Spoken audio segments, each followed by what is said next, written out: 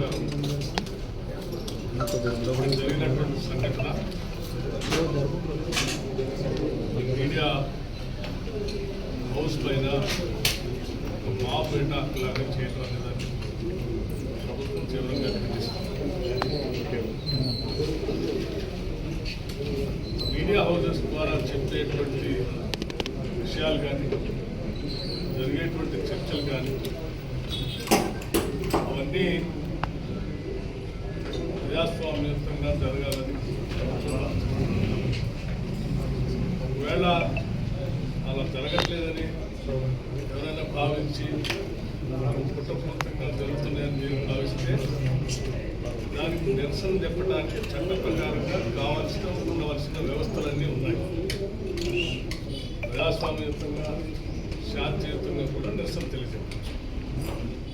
లేకపోతే ప్రభుత్వంలో ఉన్నటువంటి వ్యవస్థల దగ్గరికి వెళ్ళి రిటర్న్ పూర్వకంగా దరఖాస్తు కూడా చేసి మాకేదో అన్యాయం జరుగుతుందని చెప్పచ్చు. దానిపైన ప్రభుత్వాలు పరిశీలన చేసి న్యాయం చేసేటువంటి ప్రక్రియ ముందుకు పోయేటువంటి వ్యవస్థ ఈరోజు రాష్ట్రంలో పటిష్టంగా కొన్ని దశాబ్దాలుగా ఏర్పడి వ్యవస్థీకృతమై ఉన్నది. ఇక్కడ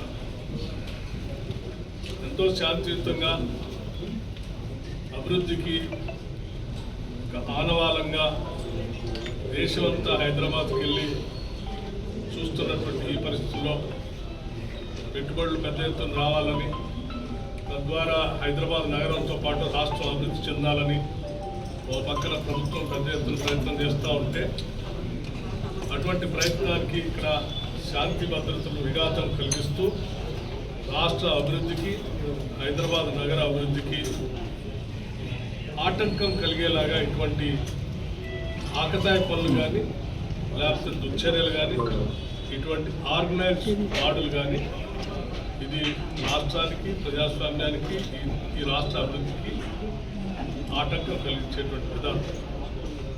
ఇటువంటి వాటిని రాష్ట్ర ప్రభుత్వం ఎట్టి పరిస్థితుల్లో ఉపేక్షించదు. చట్ట ప్రకారం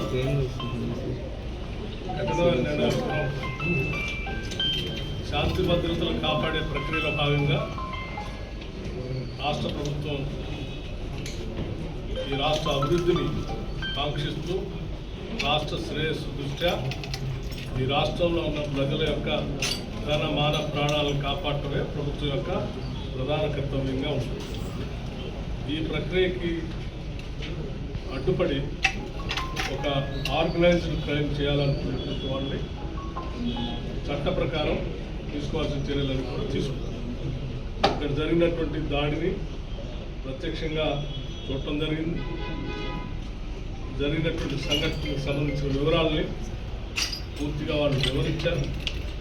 జరిగిన సంఘటనకు సంబంధించినటువంటి ఆధారాలు కూడా అలాగే ఎక్కడెక్కడే పడి ఉన్నాయి.